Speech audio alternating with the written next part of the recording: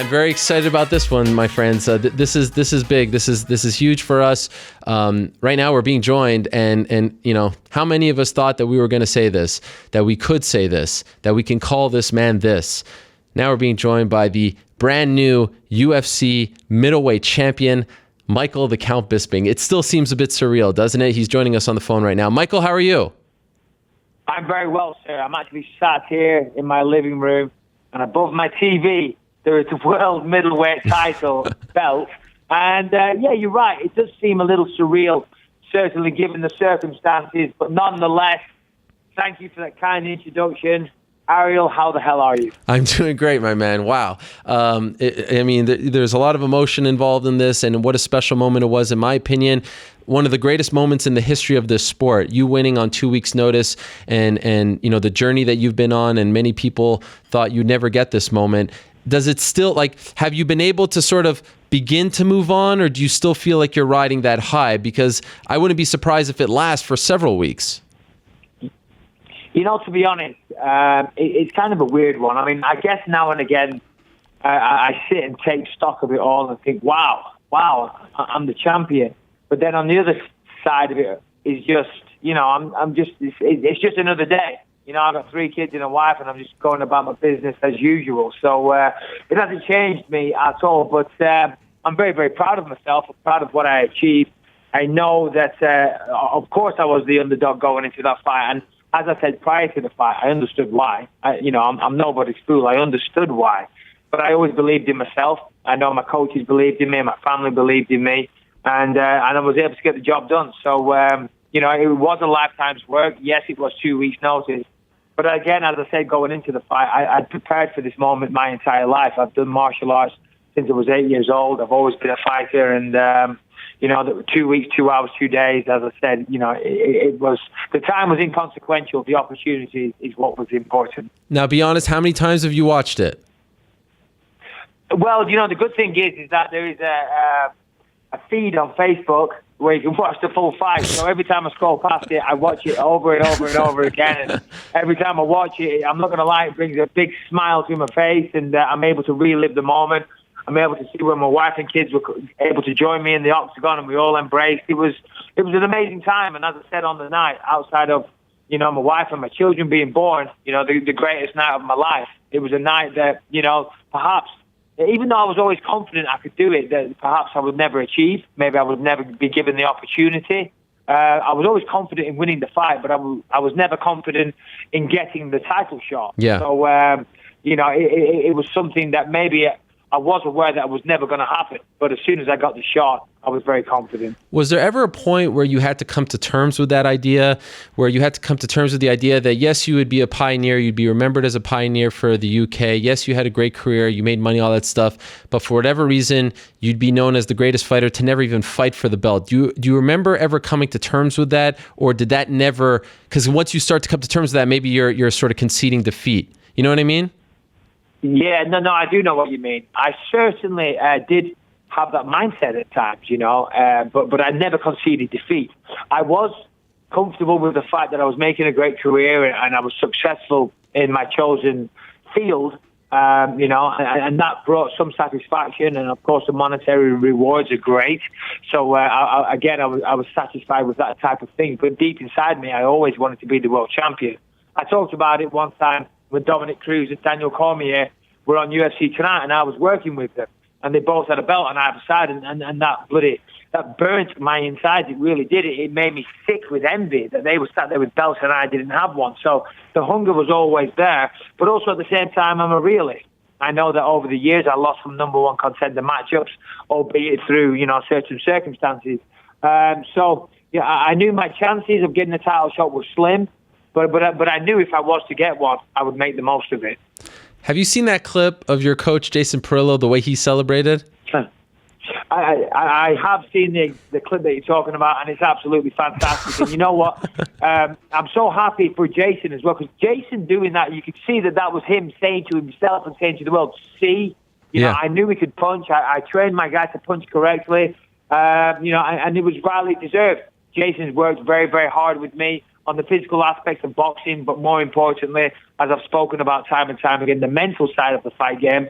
And there you go. The proof was in the pudding, and we got the knockout. Perhaps the greatest celebratory, I should say, pose in the history. I mean, just him standing there, crossing his arms and saying, now what? Now what do you have to say about me and my man? Yeah. I mean, it was just, oh my God. I could watch that over and over again. It was a beautiful thing. So for yourself, I mean, you talked a great game going into it. I mean, that interview that you gave us around, 10 or so days before the fight, I mean, you could show that to people just who have nothing to do with MMA, just about believing in yourself and motivational speaking. I mean, it was just phenomenal, the stuff that you were saying. But now be honest with us, deep down inside, were you kind of thinking to yourself, this is all a little mad? Like, what the heck did I get myself into here? Luke's been preparing for a fight, tip-top shape. He's in his prime. What you were saying, did you truly believe that all, or was that a bit of a front to maybe try to get in his head? No, honestly, I truly believed it. As I said, I stepped off the plane and went straight to the gym, and I couldn't believe the condition that my body was still in. And then, as I said, prior to it, the weight started falling off. I actually had the easiest weight cut of my career. I've had nearly 40 professional MMA fights. That was by far my easiest weight cut.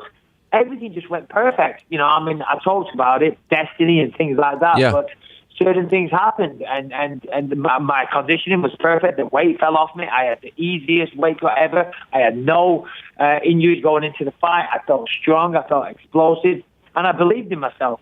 Now, I know we talked about it, the sparring match that I had with Luke. But as I said, I knew Luke, and I'd sparred with him, and I'd fought him, so I knew this opponent. I knew I wasn't going into uncharted waters, and I knew I could compete with him. So I truly believed everything I said. That said, on the night, and this always happens regardless of the fight, the doubt always starts to creep in on the night of the fight. And that's what separates the men from the boys. And that's what makes this sport such a mental trip. If you let those inner demons and that doubt creep in and take control of you, that's when, that's how you lose fights. Of course, you can have the self-belief and still lose a fight, of course.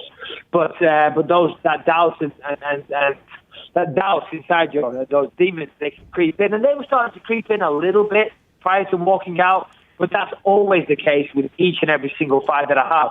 Once I stepped inside the octagon, I think if you watch it back, you see I was very, very calm. I was very happy. Yeah. And I was great. I was happy to be there. But I wasn't happy to be there just for a payday. I was coming to win this fight. And as the fight started, I could read his movements. Every time he went to throw a shot, he would kind of telegraph it by moving his shoulder first. I knew what was coming. I just felt like I was a step ahead of him, to be honest. Obviously, you have to read your opponent, and I was able to do that very, very well. Have you noticed your life change at all? Like, are people coming out of the woodwork, new opportunities? Does it feel like something has changed in your life? Or are you starting to sense that? Yeah, if I'm honest, I haven't changed 100%. Sure. It's only been a week. How could I possibly change in a week? And ultimately, nothing important has changed, but more opportunities are coming my way for sure.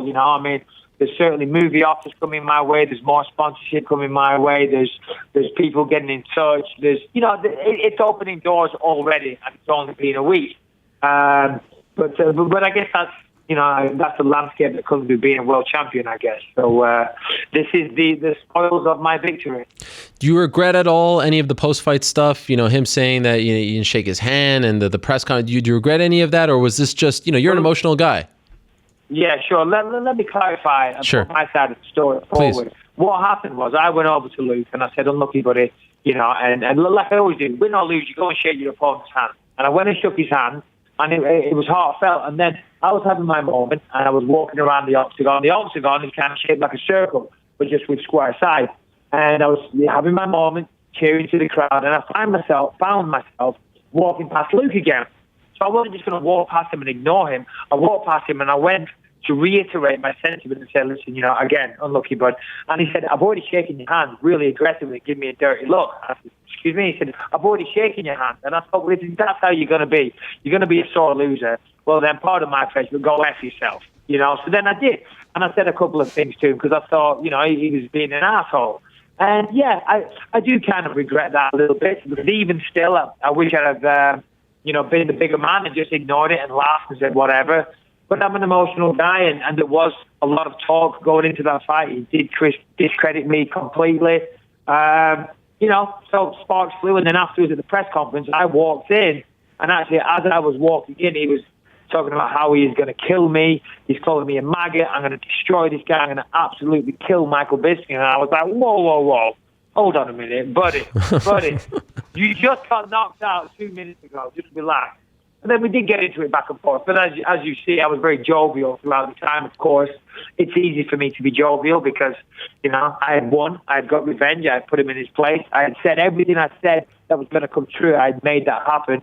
But I do regret the negative connotations that surrounded that. Yeah. When you were just a top 10 middleweight, everyone and their mother was calling you out. You were always, you were the guy. Everyone calls you out, no matter who.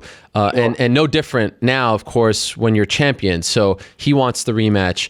Chris Weidman and you have had a back and forth. Dan Henderson has expressed interest as well. So everyone's calling you out. Have you?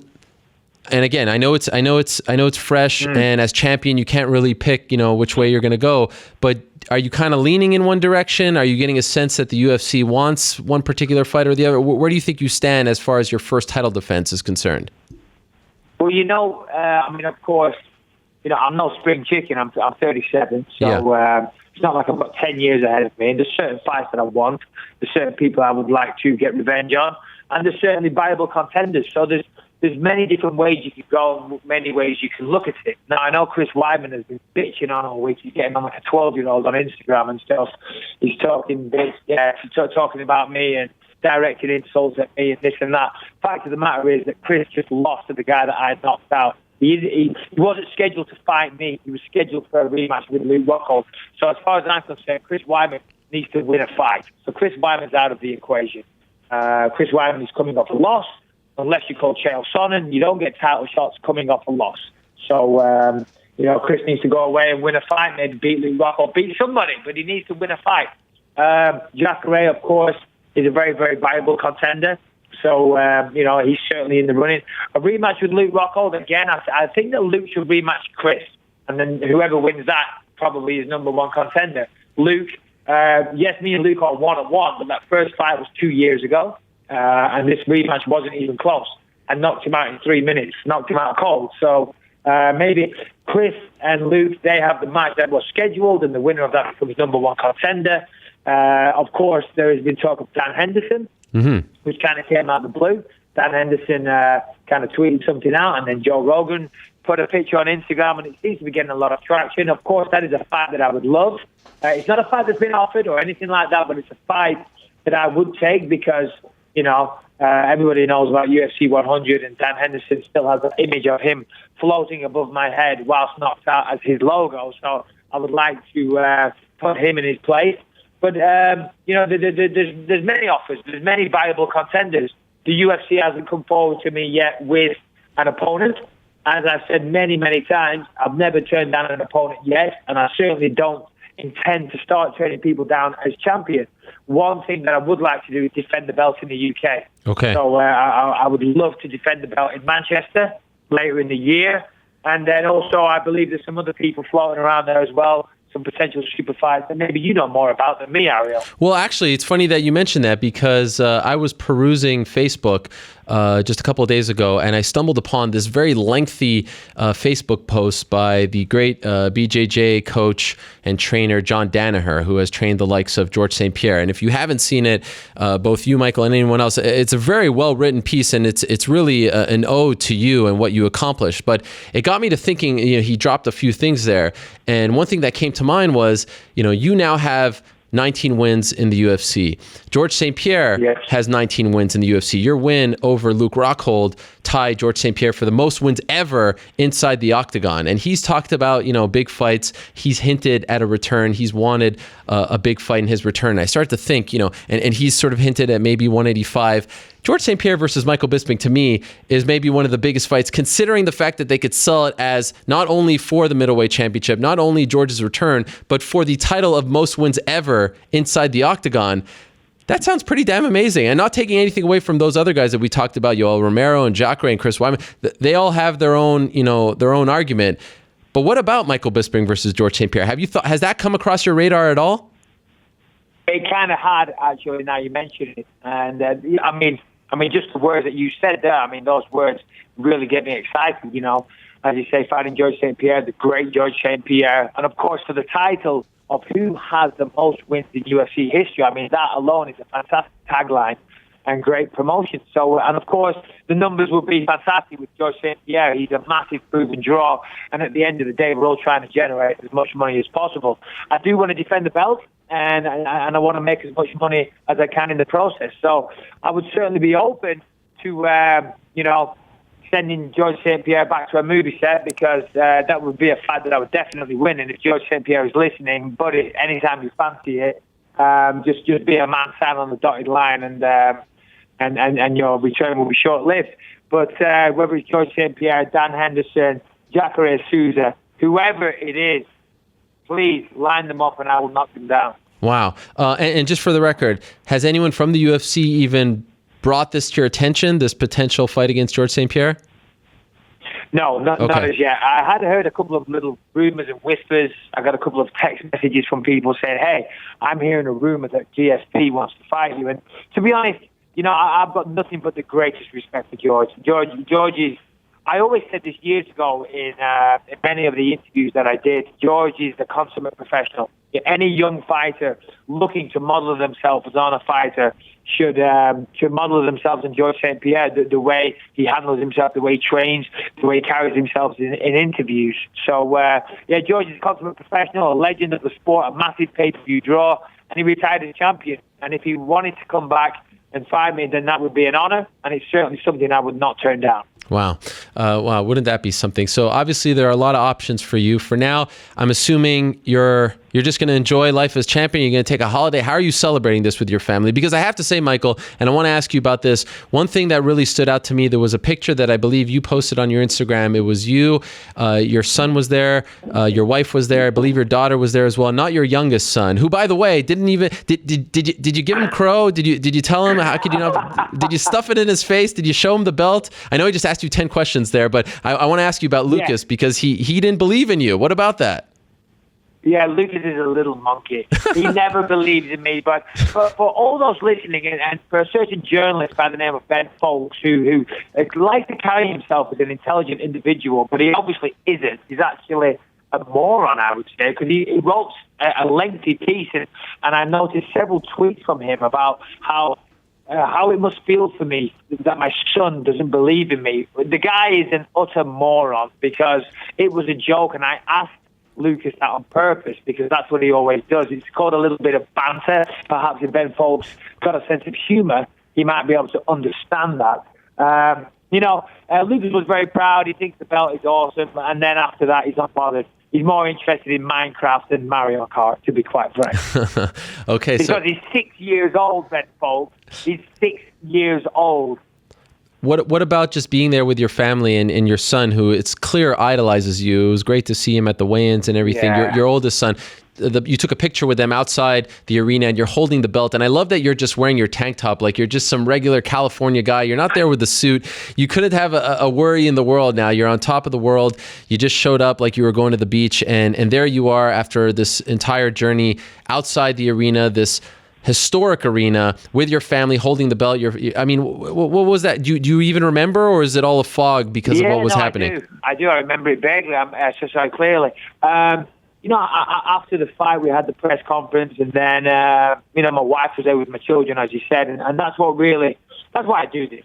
Just like you, Ariel, you do what you do for your family, and everybody working out there, they're trying to look after the family, and that's why I do this. So it was important that they were there. Lucas wasn't there because he's a little bit too young, and it's a long night for him. So he was with a babysitter, but the whole family being there, and then afterwards, as you say, I'm still just a normal guy. I jumped in the car and I drove myself home with my wife and the kids in the car. Okay, we had the belt. In fact, the belt was on my daughter's lap.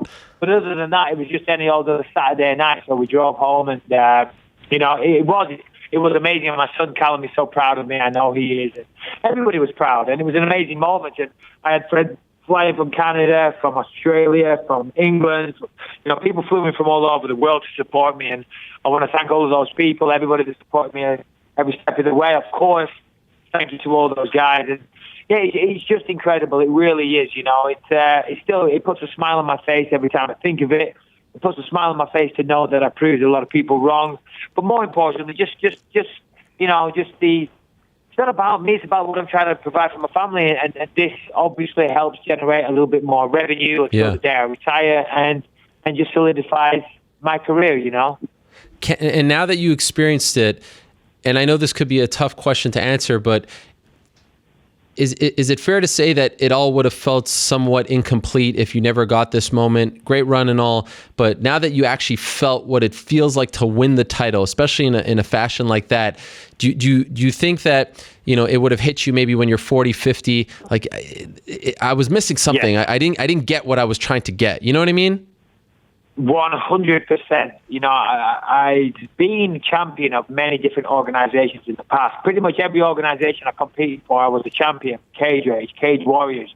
I was a British kickboxing champion. I'd won so many tournaments and belts and this and that. But the only one that matters is the UFC belt. That's why I don't mention them. You see other fighters, they talk about being champion of this and that. It doesn't matter. We're in the UFC, and if you haven't got the UFC belt, then none of it matters. And you're right, maybe, Dan, up until the fight or being announced a title shot, it hadn't occurred to me. But you're right, when I would have retired, I would have felt that my career was incomplete, that I hadn't achieved everything I set out for. Now, of course, again, I set out in this career to provide for my family financially, so I achieved that. But on top of that, you have your personal goals, your wants and your ambitions. And it was to be the world champion. And now that I've achieved that, I sit here and I realize how much it means to me. It really does. And I plan on holding on to that belt for as long as I can, and I plan on defending it as many times as possible, and I want to retire as champion. And as I said, I won't turn down any fights, but the fact that I have the belt here, it's hard to put into words. It really is, but it means so much to me. Yeah, beautiful picture that you also tweeted of that belt atop your television. I love how subtle you are with it, kind of posing and showing. It's amazing. It's brilliant. I know. I'm glad you picked up on that, Ariel, because what happened was I tweeted a picture of, I love watching this, Peaky Blinders, but above the TV was the belt. Of course. And all the comments on Instagram were saying, I love Peaky Blinders also. And I'm like, no, I'm referring to the belt. Oh, God. I didn't want to be. I was trying to be subtle. No, I appreciate the subtlety. Yeah. Final thing, and to be honest, I wasn't expecting to ask you about this, but I was told that you wanted to address it, and I want to give you that opportunity. What happened yesterday in Orlando? Was there something that you wanted to say about this, Michael? I wasn't expecting to, but I'd love to give you the platform if you were willing. Well, I mean, I'm just lost for words that things like this continue to happen over and over again. And of course, I'm deeply saddened that I turned the news on yesterday when I got out of bed, and I just can't believe that yet again, we have a mass murder on our hands and people dying and innocent lives lost. And my thoughts and sympathy go out with obviously the victims and the victims' families, and it just brings a tear to my eye. It makes me so sad. And it's not, Muslims. It's the fact that there's crazy people out there. I mean, I know people are talking about Islamic fundamentalists and this and that. That isn't the problem. The problem is that there's crazy people out there. There's schizophrenics. There's people that have bad days. And, it's not my place to speak about gun access because I'm not an American citizen. But the fact that people can go out there and buy a machine gun when they're unstable and slaughter innocent people like this, something needs to change, and again, who am I to talk about this? I'm just a fighter in the UFC, so I've got no place to be getting on my soapbox and lecturing people. But again, my heart and sympathy goes out to all the families and the victims, and I'm truly saddened by this, and it breaks my heart. And me talking about it on here doesn't do anything, but something needs to change in this world. It really does. Good man, Michael. Again, congratulations to both you and your family. Very happy for you. Enjoy the belt. Enjoy life as champion. Much deserved. It's been a long time. I intend to, my friend. Yes, it's been a long time coming, but you certainly earned it, my man. You did it the hard way, and I guess that's fitting, considering where you are from and the upbringing that you had. So again, congratulations, and I'm looking forward to that first title defense, regardless of who's it's against or where it is. Yes. That's going to be a fun scene. So thank you very much, Michael. I really appreciate you coming on. I know you're probably tired of talking about it now, but it means a lot that you'd come on the show today. Seriously, Ariel, always time for you. You've always supported my career, so thank you so much. Thanks to everybody, my management, all my sponsors, My Protein, Ruka, my coaches, the UK, UFC fans around the world. Thank you. Ariel, over and out. Take care, Michael. There he is, the new UFC middleweight champion, Michael Bisping. Beautiful stuff from him, and it's going to be very interesting to see who they book him against. Clearly, he wants that fight against Dan Henderson. There is Chris Weidman out there. There is Yoel Romero. There is Jacare Souza. There's a lot of options. But go to that Facebook page and read that post from John Danaher. It's very interesting. And tell me if you walk away with the same thoughts. 19 versus 19. For the title of not only middleweight champion, but also most wins inside the octagon. That's some kind of title. And not really something that was on my radar until this was brought to my attention. So we'll see. Okay, bit of a small break before we go to our next guest, Fyodor Emelianenko. So let me, during this time, provide a rather quick postscript, because I feel like we've all kind of moved on with our lives, but I do feel like I owe you a bit of a background to last week and, of course, the aftermath. Of course, last week was by far the most, as far as professionally, the most surreal time of my career. There's no doubt about that. Even walking to the show today and going through the steps again, the most recent time that I did that was last week, and doing all the interviews and just going through the emotions, I was reminded of the fog that I was in. I was really in a fog. I've never quite felt like that before. Sunday, I don't even remember Sunday. I really don't. And again, my initial intention was to just do this show and hope for the best. Never in a million years did I expect all these journalists to speak on my behalf, these media personalities. Never in a million years did I expect the outpouring of support on Instagram, Facebook, Twitter, and who knows where else. I could have never imagined any of that. I didn't think that I would go on all these shows. I just didn't know how it would all unfold. And it all just kind of happened itself. Monday morning, I did a bunch of interviews before the show, did the show on Monday afternoon during this time, and I had nothing planned. I had a brief timeline. I really just wanted to live up to, this Howard Cosell motto that I've been talking about for a while, telling it like it is. And I felt so good afterwards that I just told my entire story. It really felt like a weight had been lifted off my shoulders. The biggest weight that was then put on my shoulders afterwards was just trying to reply to all the emails. I'm one of those guys, I have OCD, and I like when there's 0 emails in my account. I had over 400, and that was a weight on my shoulders. I wanted to personally reply to everyone, and I hope I did, because I took the time over the next few days to actually personally reply to everyone. Even if it was quick, I wanted to acknowledge the support. And on Twitter, it was impossible, but on Facebook, I tried to go through all the messages and acknowledge, and it was mind-blowing. So when I left, I did a couple more interviews, and then I went home, and I started to text people back. That was the other thing. I like to have 0 texts, and so it was tough to keep up with that. I remember walking home Monday afternoon, and now it's 6. It was a little earlier. It was like 5 or so, 5:30, maybe 6. And I remember walking and thinking to myself, like, okay, now great. For all these shows, I was the news of the day. This is my new reality. Now I have to come to terms with the fact that I'm the banned reporter. And that's when it really started to sink in. The show was over. I told my story. What the heck is going to happen now? And I really didn't have great perspective of what was going on, around me from all the fans and the Fight Pass stuff. I wasn't sitting on my phone watching this because it all kind of hurt. So I remember just walking home and thinking like, okay, this is my new reality. And I have to come to terms with it. And, this is what my family has to deal with, because a lot of people were saying to me like, why are you so emotional? Why are you to me, I wasn't talking on behalf of myself. This is my family. These are my kids, like if you can't cover the UFC, if you're not on good terms with the UFC, then it's a problem. Whether we want to admit it or not, whether we want to acknowledge it or not, that's a problem. Of course, you don't need to be buddy-buddy with them, but that's something that you have to deal with, and that's a new reality. And so that's the way I was taking it. I was speaking really on behalf of my family there. So I went home, and it all kind of started to sink in, but I still had a few more things to do. A couple more interviews, one of which was being on SportsCenter with Scott Van Pelt, who I highly admire. And never in a million years did I ever think that my SportsCenter debut would be talking about myself.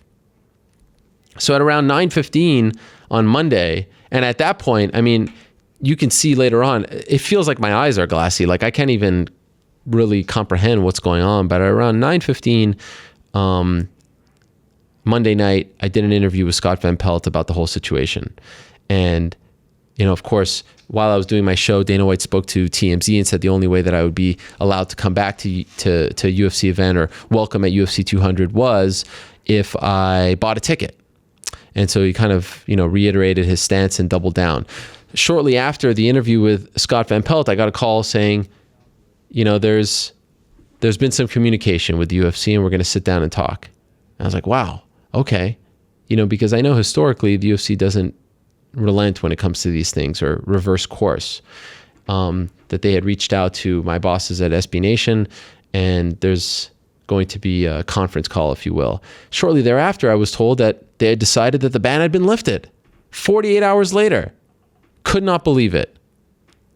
I was in a state of shock. I could not believe what had just transpired. And they put out a statement shortly thereafter, and a lot of people have asked me about this, you know, didn't say my name, took a little shot at me. Yeah, sure. I mean, as a guy who, again, feels like A, he did nothing wrong, and B, I would do it again.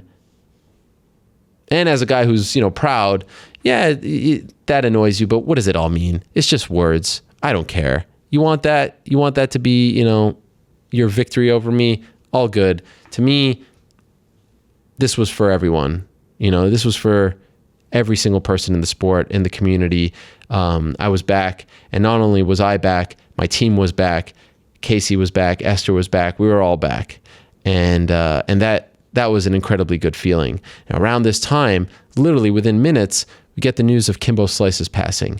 And now, I mean, it's like the emotions are just, Kimbo Slice is a big part of my, you know, when I was just starting with MMA Rated, that's when he was starting. The first big event that I was ever credentialed for MMARated.com was his fight against James Thompson in Newark. And that's when I started doing the video interviews and everything.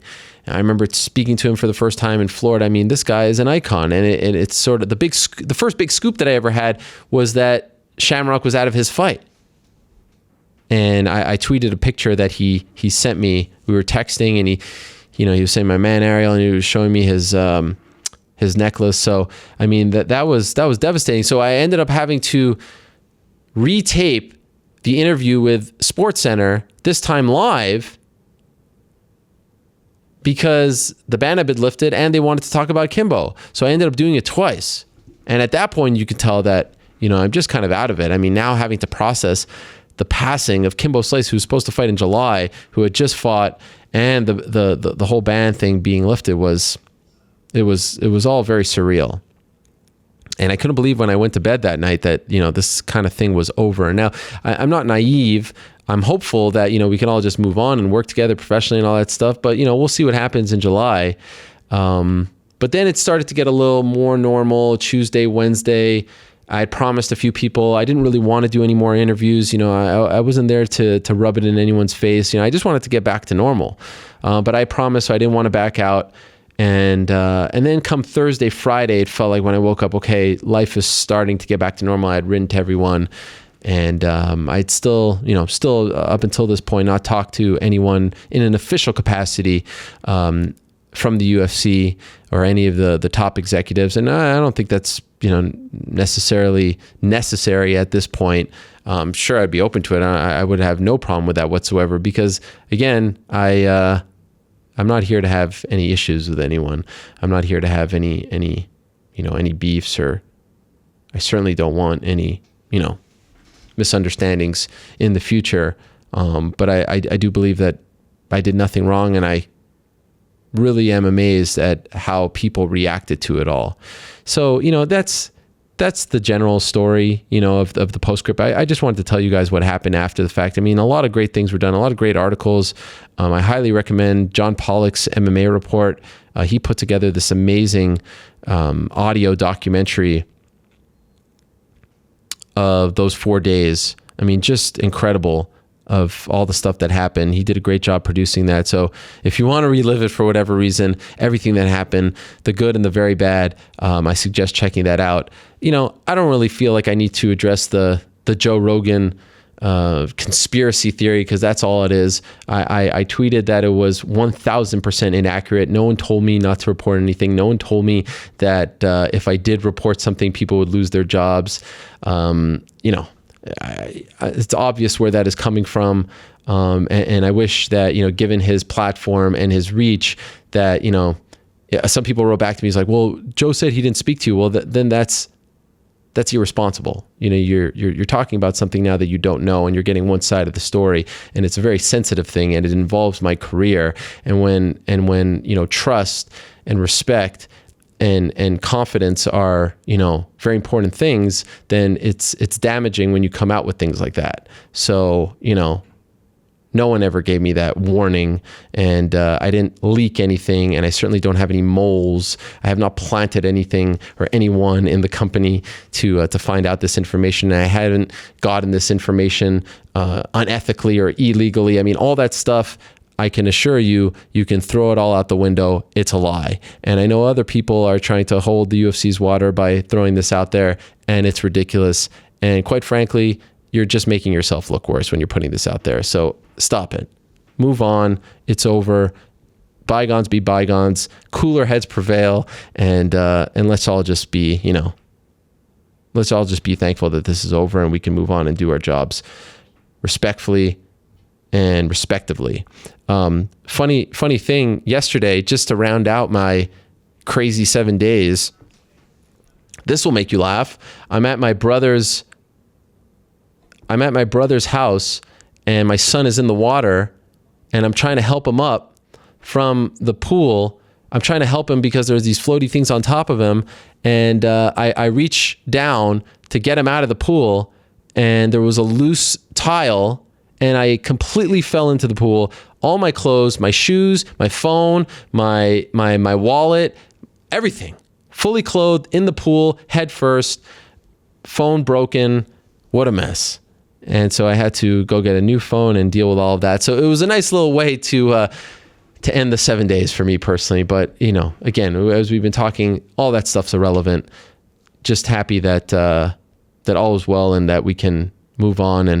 And one more time, I'll say it because I feel like I personally have to say it to each and every one of you, whether you're a celebrity or just a fan, someone that wrote to me, you know, someone that thought it. I feel like I have to hug you all and thank you all for what you did, because I truly believe that you saved me. And, you know, I was just speaking from the heart and trying to tell you what was really going on, but, and I didn't ask for any call to action, but I really want to thank you all for what you did, because I will never forget it, and I'll work my entire career to, you know, to repay you in some way. If you ever see me, I mean, I want to hug you all, and I'm kind of a germaphobe. I still want to hug you. I want to kiss you all, and that's the truth. So that's basically the quick rundown of what happened afterwards, and now hopefully we can move on, learn from this, not forget it, but move on and all enjoy our lives and not have to deal with this again.